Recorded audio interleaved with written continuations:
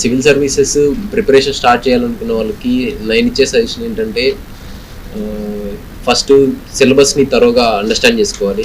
తర్వాత ఈ ఎగ్జామ్కి కొన్ని స్కిల్స్ రిక్వైర్మెంట్ ఉంటుంది. ఆ స్కిల్స్ ఏంటంటే కొన్ని అనలిటికల్ స్కిల్స్ ఉండాలి, ప్రజెంటేషన్ స్కిల్స్, అదేవిధంగా ఆన్సర్ రైటింగ్ స్కిల్స్, ఇటువంటి స్కిల్స్ని, తర్వాత కరెంట్ అఫైర్స్ని అప్డేట్ అవటం అనేటువంటివి ఉంటాయి. ఇటువంటి స్కిల్స్ని అక్వైర్ చేసుకోవాలి, వాటిని షార్పన్ చేసుకోవాలి.